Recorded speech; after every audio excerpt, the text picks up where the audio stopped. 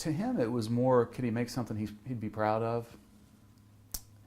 I learned early on in business school that it's generally a bad idea to create something no one's interested in. Yeah. And in the 50s, there were 0 customers anywhere in the world asking for premium price, premium positioned bourbon.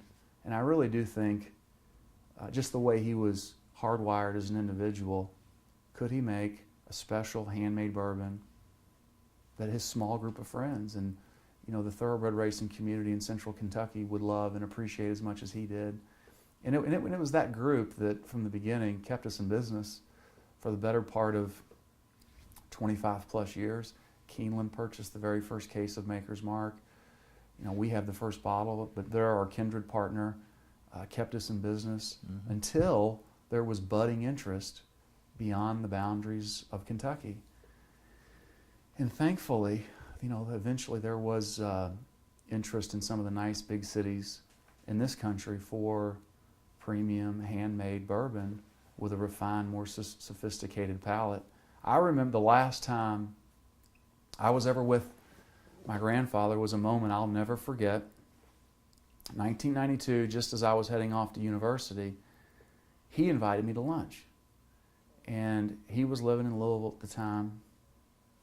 And we went to lunch at the Pendennis Club, famous club in Louisville, famous really among bartenders, having a bartender at the Pendennis Club inventing the old-fashioned cocktail in the 1800s.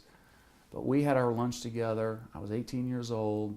After our lunch, he sort of gazed out the window, and it was really special for me to hear him reflect back on what he had created.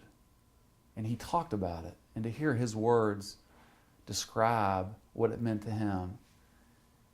And while it's easy to be good when times are good, this was a long, bumpy road. The market was bottom shelf in a very different place, and here she had tried to create something in a more premium way.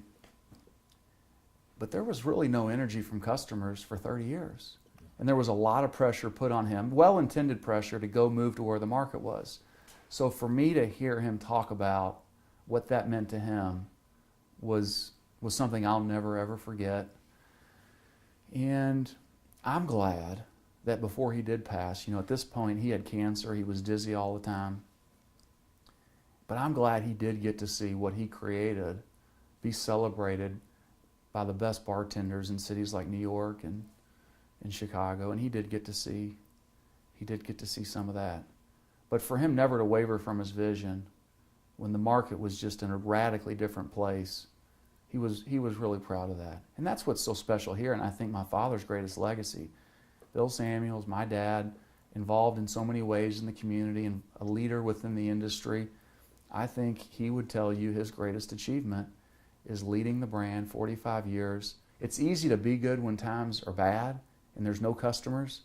Well, it's almost even more difficult when times are really good and you've got more demand than supply. And he led Maker's Mark for 45 years in a way that kept the specialness intact. A single source of supply. Every drop of Maker's Mark has only ever been made in this distillery.